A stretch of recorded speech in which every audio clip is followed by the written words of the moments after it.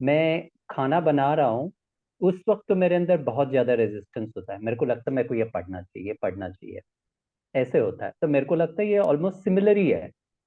आपने उतने मेरे को लास्ट टाइम भी एक्सप्लेनेशन दिया था, ये सेम ही केस है मेरे ख्याल से, कि आपको गॉड के टच में रहना और बाकी सब सैड के, ऐसा मेरे को लग रहा है मेरे। इसमें पता है क्या हुआ है?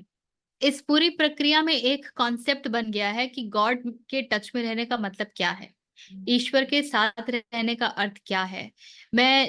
मैंने जब आंखें मूंद ली तो मैं ईश्वर के पास चली गई, और जैसे मैंने आंखें खोली मैं इस पूरी दुनिया में वापस आ गई। या मैं जब कुछ खास काम कर रही हूँ तब तो मुझे ईश्वर की संगति महसूस होती है, किंतु शेष काम जब मैं कर रही हूँ तो उसमें ईश्वर नहीं है। जैसे आपने कहा कि आप भोजन पकाते हैं तो आपको लगता है कुछ पढ़ना चाहिए, खाना नहीं पकाना चाहिए, एक रेजिस्टेंस आता है। ये हमारा एक कैटेगराइजेशन है, क्योंकि हमारे लिए ईश्वर के साथ समय व्यतीत करने का स्पेसिफिक पैटर्न है। तो देखिए फिर क्या हुआ है।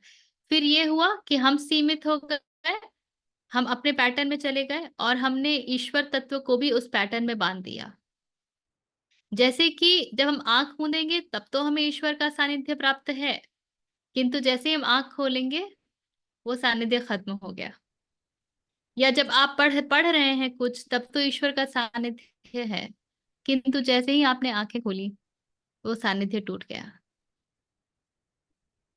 जब कृष्ण कहते हैं कि वो हर जगह हैं, हर क्षण हैं, तो किसी खास समय में किसी खास चीज में कैसे उनका सानिध्य हो सकता है और उसके बाहर नहीं?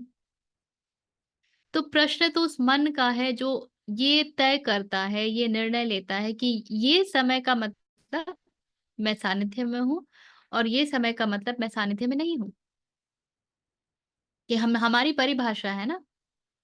और हमने ओके। बार बार कहा है, प्रश्न हमेशा मेडिटेटिव होने का होता है। आप मन से कैसे हैं, आप जो कुछ भी कर रहे हैं क्या उसको ईश्वर का प्रसाद मान करके बस एग्जीक्यूट कर सकते हैं? वो आपका कार्य नहीं है, वो ईश्वर का कार्य है। क्या आप वैसा मान के उस कार्य को एग्जीक्यूट कर सकते हैं? और फिर आपकी इच्छा, मुझे क्या पसंद है, मुझे क्या नापसंद है, वो बाहर निकल जाती है। मेरी कोई इच्छा बची ही नहीं। जब मैं प्रभु का दास, जब मैं प्रभु का सेवक, तो मेरी क्या इच्छा? दास की कोई इच्छा होती है क्या? इच्छा तो मालिक की होती है ना, जो दास पूरी करता है। Allow yourself to be slave of thy, and whatever is coming your way, take that work as work of God.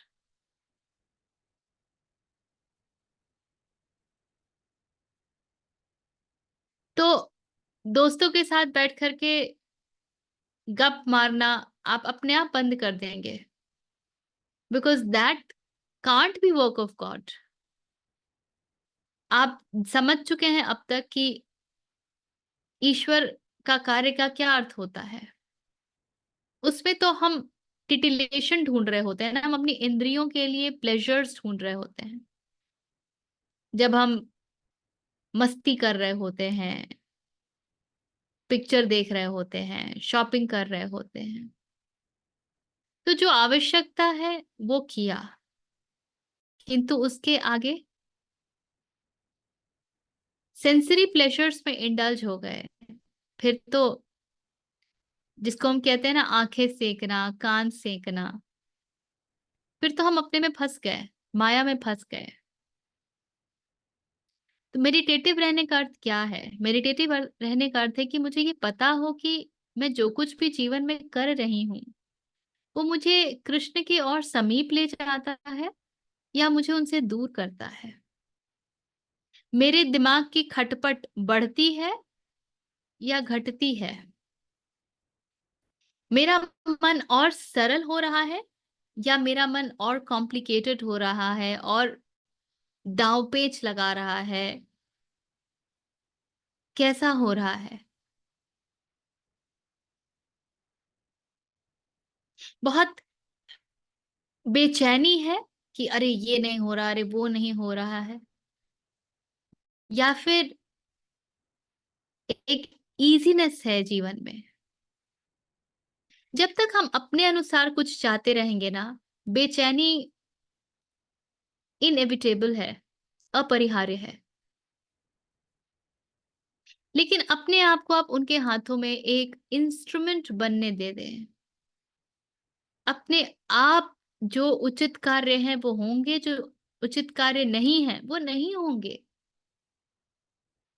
तो कुछ यदि नहीं होता है, कोई बात नहीं बनती है, तो थोड़ा ये कह दें कि शायद ये मेरे लिए अभी उचित नहीं था, इसलिए नहीं हुआ।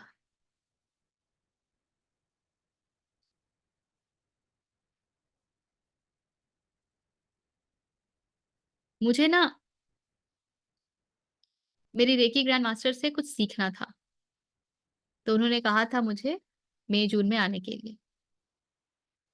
और स्थितियां कुछ ऐसी हुई कि मैं जाने के लिए समर्थ नहीं था मेरे पास। मेरी उनसे बात हुई 2 3 4 हफ्ते बाद, तो मैंने कहा कि आपने कहा तो था, ध्यान में भी था, लेकिन ऐसी कुछ परिस्थितियां आ गई वगैरह वगैरह, मैं नहीं कर पाई। तो उन्होंने कहा कि रुको रुको, अभी मत करो, अभी थोड़ा टाइम दो उसको। तो वैसे ही उनसे कुछ सीख पाना बड़ा दुर्लभ होता है। फिर उन्होंने बुलाया और ना जा पाऊं तो मेरे भीतर एक चिढ़ भी थी कि अरे मैं कर नहीं पाई, मैं जा नहीं पाई। लेकिन फिर मनन करने के समय समझ आया कि शायद अभी समय नहीं आया है। तो अभी जो हो रहा है वही मेरे लिए उचित है। अगर वो मुझे प्राप्त भी हो जाए तो मैं उसको उचित तरीके से उपयोग नहीं कर पाऊंगी, मेरा मन कहीं और भाग जाएगा। अभी शायद कुछ और तैयारी की आवश्यकता है। फिर जैसे ही ये बात ध्यान में आई, वो सारी खींच, इरिटेशन अपने आप ही जाता रहा। क्योंकि मेरी इच्छा थी ना सीखने की, मैं था वहां। जब सीखना होगा, मैं तैयार होंगी तो अपने आप घटना घटित हो जाएगी। तो अपने आप को यदि हम थोड़ा अलग कर सके तो हर क्षण व्यक्ति मेडिटेटिव रह सकता है। और वो ही असली अर्थ होता है कि क्या हर क्षण मैं अपने सेंसेस को प्लीज करने में लगी हूं या उसकी भक्ति में डूबी हुई हूं। एक सेंटर्डनेस है, एक ग्राउंडनेस, ग्राउंडिंग है। तो ये बहुत कठिन नहीं होता है, लेकिन थोड़ा अपने जो हमारे कॉन्सेप्ट्स हैं, हमारी इच्छाएं हैं, हमारी कामनाएं हैं, उनको ना किनारे रखना पड़ता है।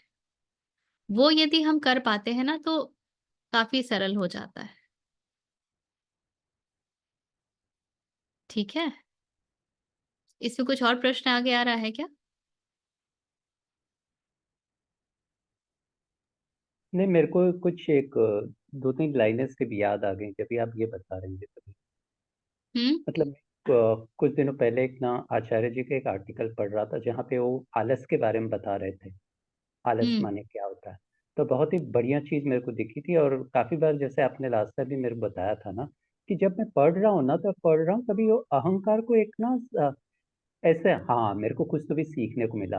अहंकार ही उधर ये होता है। तो इसलिए फिर ना उसको उधर वो दिख रहा है, इसके लिए वो पढ़ना चाहता है। और जबकि इधर खाना बनाने में जैसे आप बता रहे हैं ना, अहंकार का वो स्वार्थ है ना, वो सिद्ध नहीं होता, उसको नहीं पता चलता कि कुछ मिल रहा है, इसके लिए वो यहाँ पे रेजिस्ट करता है। यही बहुत बढ़िया। ऐसे ही। हाँ, धन्यवाद। बिल्कुल। जितनी बार आपको ये पता चलेगा कि अरे आप पे कुछ ऐड हो गया, आपने कुछ और नया जान लिया, आपने कुछ नया सीख लिया, उतनी बार बड़ा मजा आएगा। क्योंकि अहंकार को खुराक मिल जाता है। अरे मैं अब ये जानने वाला भी हो गया। अभी तक तो मुझे सिर्फ केमिस्ट्री आती थी, अब मुझे हिस्ट्री भी आती है। लेकिन यही भोजन पका रहे हैं तो क्या बोलूं मैं खाना अच्छा पकाता हूँ। और अगर आप उस बात को वैल्यू करेंगे तो आप उसको एंजॉय करेंगे। यदि आप भोजन पकाने को वैल्यू करेंगे कि अच्छा शेफ होना मेरे लिए बहुत इंपॉर्टेंट है, तो आप उसको एंजॉय भी करेंगे और आपके अहंकार को पोषण भी मिलेगा। किंतु क्योंकि आपके इमेज में, आपकी छवि में वो कार्य इतना वैल्यूएबल नहीं है, तो मजा नहीं आता है। जैसे लास्ट टाइम आपने बताया था ना कि लास्ट टाइम अहंकार दो ही चीजों पे पोषित होता है, एक तो उसका ईगो बढ़ता है, मतलब अहंकार अपने प्राउड फील करता है वो बोला, और नहीं तो वो विक्टिम फील करता है। तो ये बिल्कुल इसी तरह से हो रहा है, इसमें एकदम बिल्कुल, सही बैठ रहा है। बिल्कुल। एक और प्रश्न मेरे पास आया था कि जब मैं अपने पूरा जीवन, पीछे बीता हुआ जीवन को देखती हूँ, तो मुझे लगता है कि मैंने बहुत हेल की तरह सफ़र किया है और सारी मेमोरीज़ मेरी पेन वाली हैं, तो वो सब कुछ उठ के चला जाता है। तो मैं ये समझने का प्रयास कर रही थी कि भाई, मेमोरीज़ में हम क्यों जा रहे हैं? क्यों मेमोरीज़ को इतना महत्व दे रहे हैं? कुछ भी जो उठता है हमारे मेमोरी में पास्ट का, वो तभी उठता है ना जब आप प्रेज़ेंट में नहीं हैं। आप वर्तमान से छिटके हुए हैं, आप अभी कष्ट महसूस कर रहे हैं, तभी दिमाग अतीत में और भविष्य में दोनों तरफ जाता है। क्योंकि प्रेज़ेंट प्रॉब्लम है, तो प्रॉब्लम का सॉल्यूशन क्या है? या तो अतीत में कुछ अच्छी हुई चीज़ें याद करो, या फ्यूचर के लिए कुछ गोल्स बनाओ और उसमें जुट जाओ। और जब अहंकार पोषित होना चाहता है ना, तो वो अपना विक्टिम ईगो अतीत से लेके आता है।